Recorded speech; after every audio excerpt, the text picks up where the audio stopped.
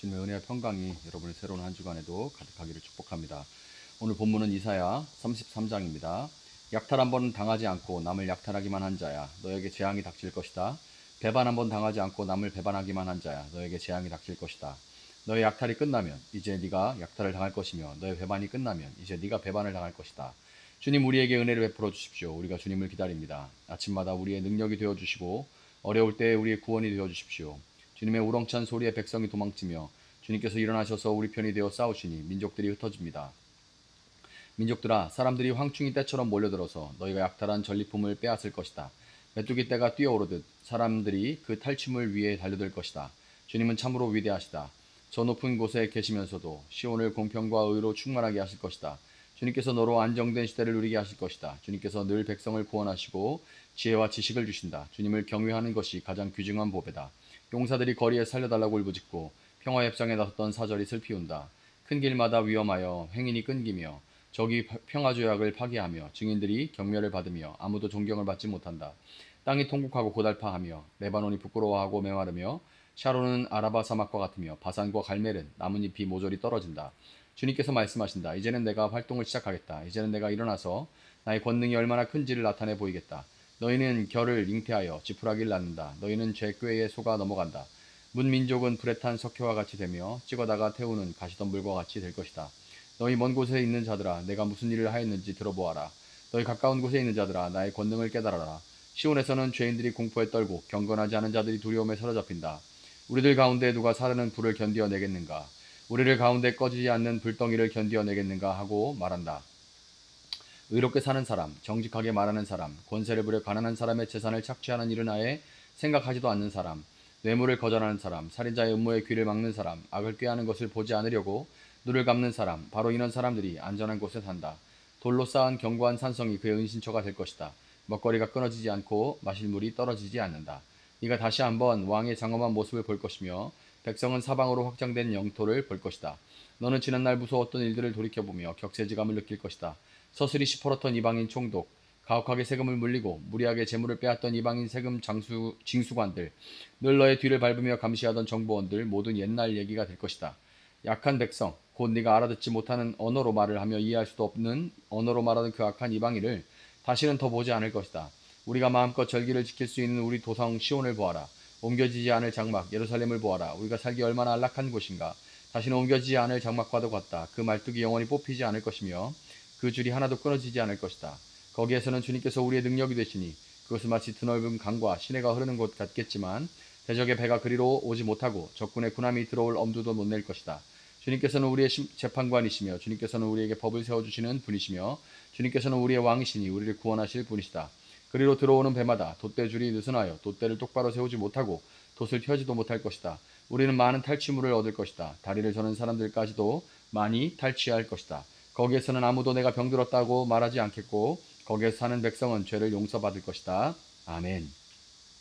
자, 오늘 본문은 이 이사야의 예언일 뿐만 아니라 실제 역사적인 정황 속에서 터져나온 절박한 기도와 하나님의 응답을 배경으로 하고 있습니다. 열왕기 하 18장 19장에는 아시리아 왕 사네립이 유다를 침공했던 그 사건이 기록이 되어 있는데 당시 유다 왕 히스기야는 하나님을 경외하여 종교 개혁을 단행했지만 그럼에도 불구하고 유다를 둘러싼 국제적인 정세, 이 냉혹한 정세가 변하지는 않았습니다. 아시리아 제국은 세계사에도 종교사 말고 세계사에도 기록이 되었을 정도로 정복국에게 잔혹한 그런 군사적 강국이었어요.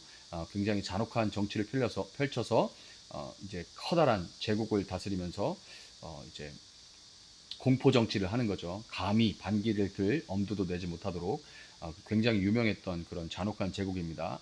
그 잔혹한 제국 아시리아에 의해서 북이스라엘은 이미 멸망한 상태죠. 이제 유다 예루살렘마저 포위되어서 풍전등화인 그런 상태, 사람들의 마음은 무너졌고 히스기야 왕은 하나님 앞에 무릎을 꿇었습니다.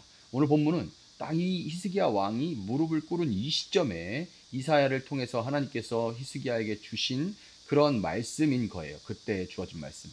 반대로 열왕기하를 봐도 그때 이사야 선지자가 찾아왔다는 이야기가 나옵니다. 하나님은 이 현실 속에서 두 종류의 사람을 지금 다루고 계십니다. 하나는 재앙, 곧 화를 당할 사람들이고 다른 하나는 은혜를 구하며 사는 자들이죠. 1절에 보면 약탈 한번 당하지 않고 남을 약탈하기만 한 자야 너에게 재앙이 닥칠 것이다. 배반 한번 당하지 않고 남을 배반하기만 한 자야 너에게 재앙이 닥칠 것이다.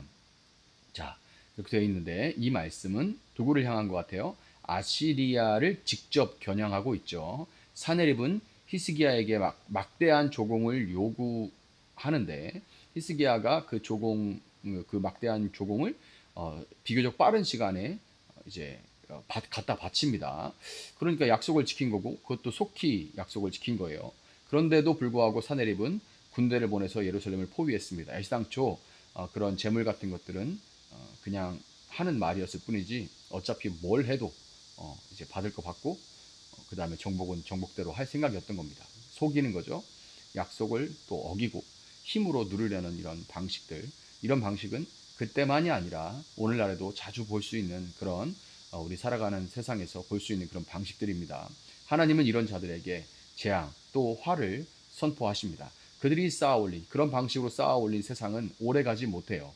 힘과 속임수 위에 세워진 나라는 반드시 무너질 수밖에 없습니다. 모래 위에 쌓은 집과 같죠. 실제로 역사 가운데 아시리아도 제국이었지만 그 역사가 그렇게 길지 못했어요. 하나님의 공의는 반드시 실행이 되는 것입니다. 예언자 이사야는 이 재앙의 한가운데서 이렇게 기도합니다. 2절에 보면 주님 우리에게 은혜를 베풀어 주십시오. 우리가 주님을 기다립니다.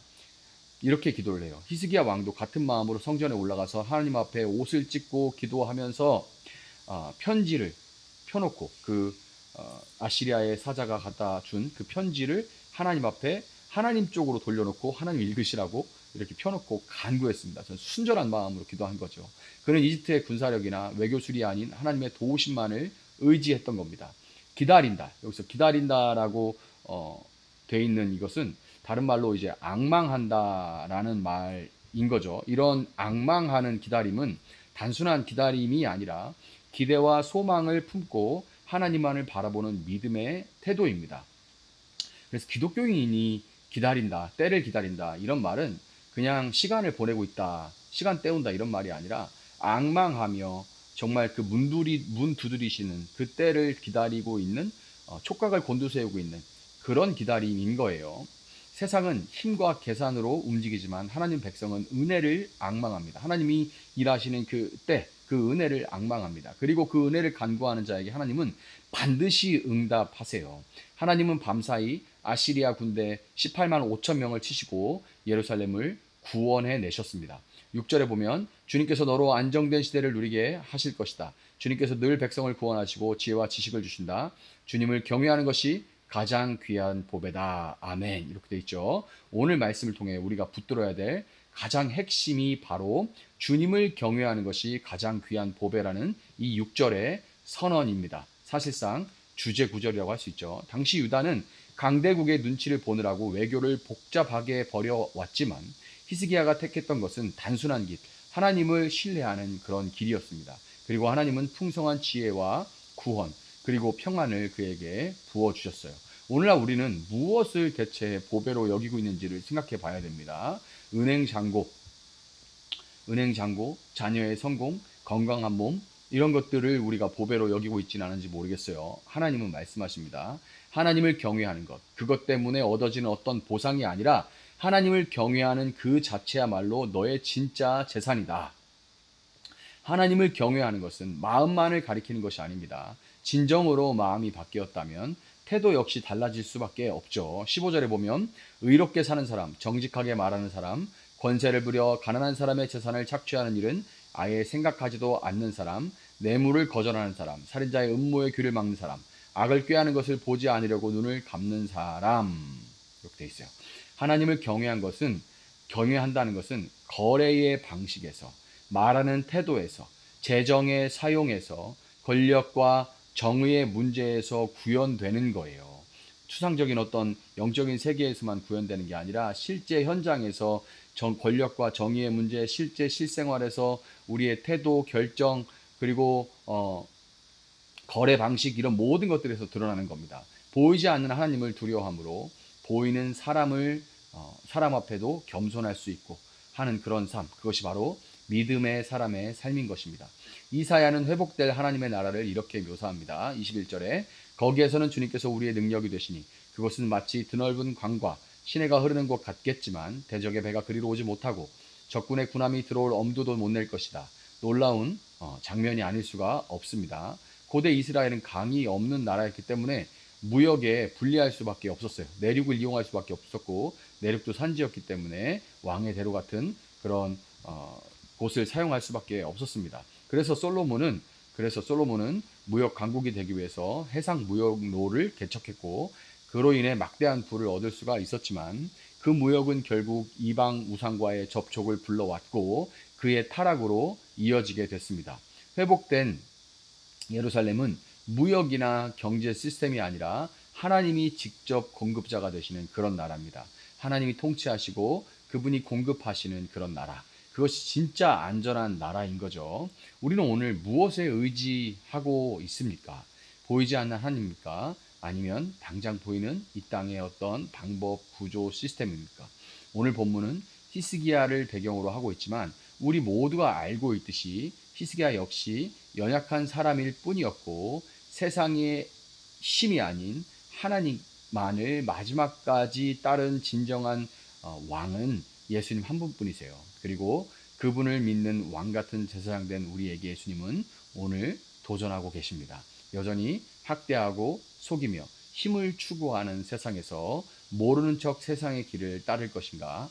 아니면 하나님의 백성으로 은혜를 구하고 그분만을 경외하며 그분의 방식대로 살아갈 것인가? 오늘도 우리 앞에는 언제나 예배를 마치고 기도하고 눈을 들어 이제 발걸음을 떼면 우리 앞에는 언제나 두 갈래 길이 놓여 있습니다. 앞서가신 주님을 따라 십자가를 지고 그분을 따르는 그 선택으로 나아갈 때 우리가 죽고자 할 때 살게 해주시는 성령의 도우심을 경험하는 여러분들의 오늘 하루 새날이 될 수 있기를 예수님의 이름으로 축복합니다. 잠시 기도하겠습니다. 사랑하신 주님 감사합니다. 말씀으로 새로운 한 주를 시작할 수 있게 해주셔서 감사합니다. 이 말씀이 마음속 깊은 곳에 내려가 양약이 되게 하여 주시고 또 지친 몸과 마음을 새롭게 할 수 있는 능력이 될 수 있게 주님 도와주시고 하나님 말씀이 실생활 가운데 일상 가운데 떠오르게 하시고 그 말씀 붙들고 그 말씀에 순종해 살아갈 수 있는 힘과 용기와 지혜를 허락하여 주시기를 원합니다. 한 주간 우리 귀한 성도님들 승리하는 삶이 될 수 있게 주님 도와주시고 또 때를 따라 필요한 것들을 공급하시는 하나님을 경험할 수 있게 주님 도와주시옵고 또 출입 가운데 안전을 지켜주시기를 원합니다. 감사하며 예수님의 이름으로 기도합니다. 아멘. 오늘 주신 말씀 붙들고 계속해서 기도합니다.